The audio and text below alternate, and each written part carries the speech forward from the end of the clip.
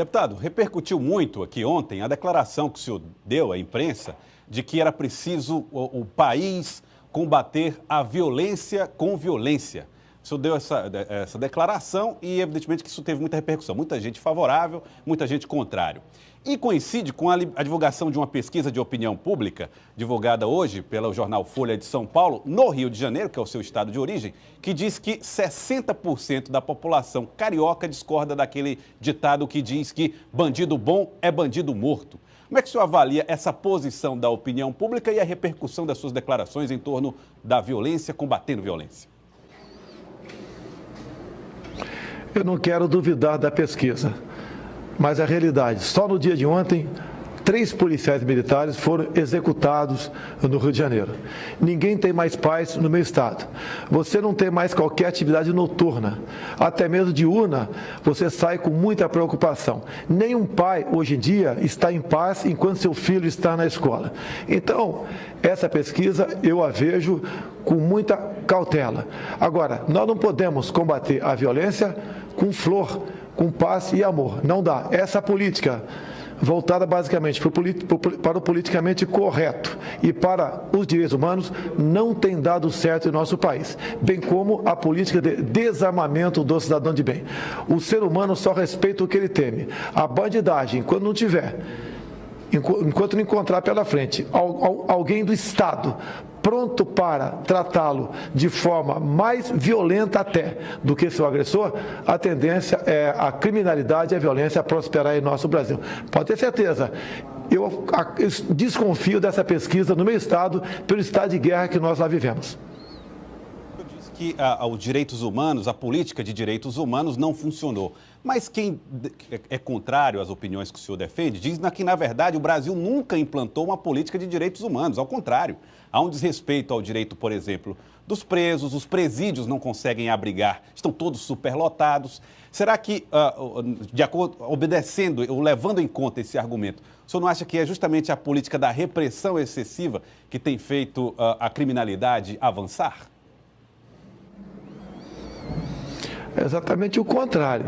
Eu não quero falar aqui em direito de preso. Para mim, com todo respeito, o preso tem direito a não ter direito. Hoje em dia, o presidiário, em grande parte, tem até auxílio reclusão. Quando um trabalhador é assassinado na rua, muitas vezes a sua viúva e seus filhos não têm qualquer proteção do Estado. Então, nós não podemos adotar a política aqui de querer tratar com cordialidade e com política de direitos humanos ou encarcerado. O objetivo da prisão é tirar o bandido da sociedade, fazer com que o estuprador, o sequestrador, o assassino não continue na vida do crime.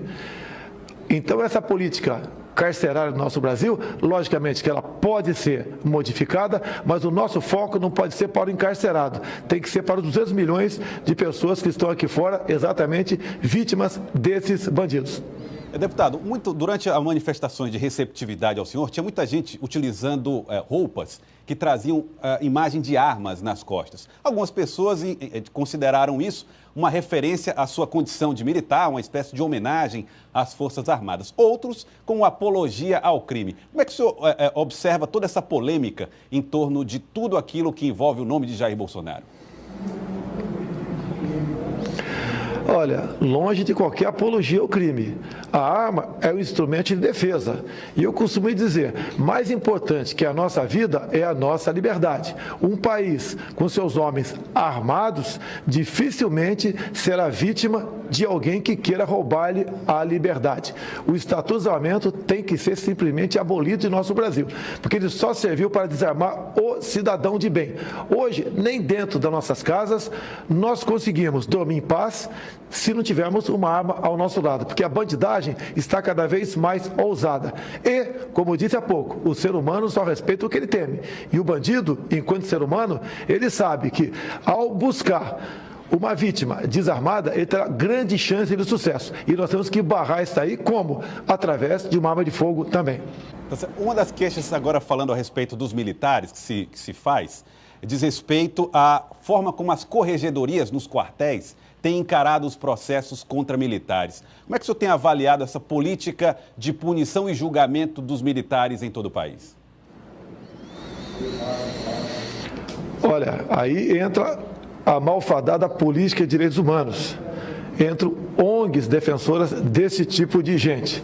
Nós temos que mudar isso. A nossa ideia, de um dia nós chegarmos ao governo, é criar exatamente a advocacia para defender nos estados os policiais. Não é justo. O Estado bota uma arma na cintura do policial. Ele vai à luta, acaba muitas vezes abatendo o inimigo da sociedade e ele responde, às vezes, por um crime de homicídio, né, que soma-se a isso a questão do excesso. Então, nós temos que dar uma retaguarda jurídica para o policial poder bem exercer o teu trabalho. Por outro lado, as corregedorias, no meu entender, como regra, elas estão politizadas. Ou seja, não só o comandante da PM, como o respectivo secretário, ele faz parte de uma estrutura hierárquica que vem do governador. E se o governador tem um viés de esquerda voltado para o PT, como em muitos estados nós temos, a tendência é sempre punir o policial militar.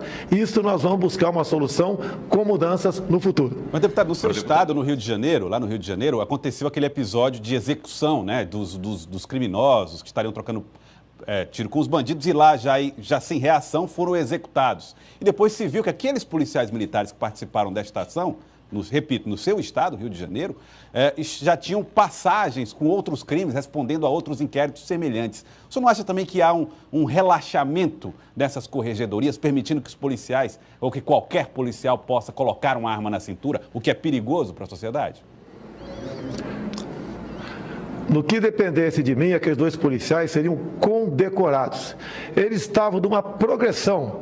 Ou seja, a bala comia solto lá naquela região. E como eles tinham que prosseguir, não poderiam deixar pessoas para trás com vida naquele momento, porque elas poderiam ter uma arma escondida e executar os policiais por trás. E esses que estão presos no momento, infelizmente, eles têm alguns autos de resistência. Isso tem que ser para a sociedade um sinal que aqueles policiais trabalham. Afinal de contas, não é trabalho do policial distribuir flores por aí, deputado, e sim tiros para quem agride a sociedade. Deputado, me perdoe, mas essa política que o senhor está defendendo é uma política de guerra, no meio urbano, quer dizer, é até incompatível. Se fosse o exército num campo de batalha, tudo bem, mas são policiais militares no meio de uma comunidade. Te convido para passar, eu não vou, mas te convido para, nesses momentos, estar nas ruas, perto das escolas, para você ver como funciona o crime no Rio de Janeiro. Lá, o bandido não tem, raramente ele tem um revólver, uma pistola. Geralmente é fuzil importado, com a capacidade de destruição enorme.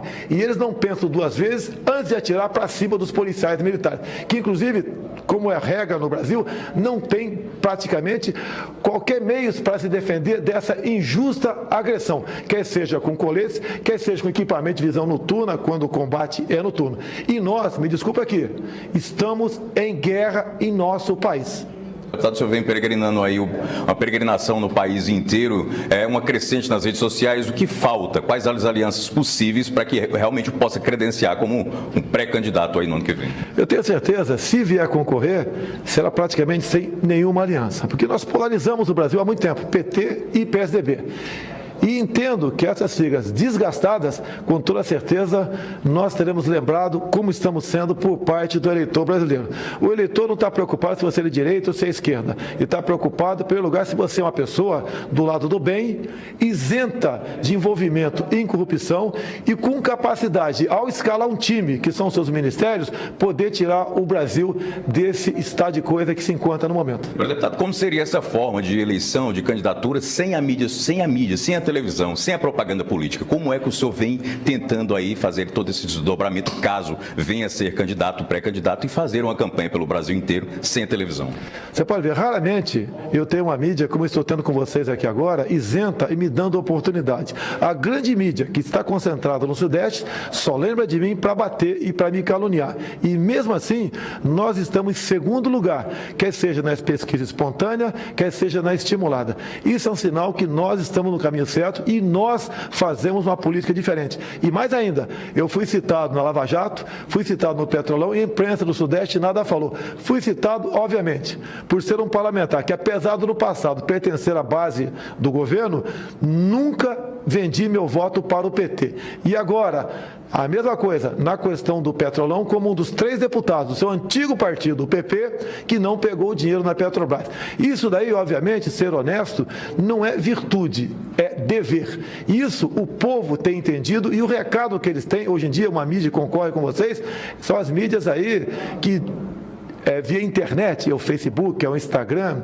Então, essa mídia hoje em dia tem um peso muito grande na política brasileira, como teve nos Estados Unidos, como teve na Argentina. Então, a mídia hoje em dia, nós temos as duas partes. A mídia convencional, que é muito importante, mas essa mídia outra aqui, praticamente de graça e em tempo real, à disposição de todos, é que tem feito o meu nome, e não uma campanha, mas a divulgação do meu nome perante todos na sociedade.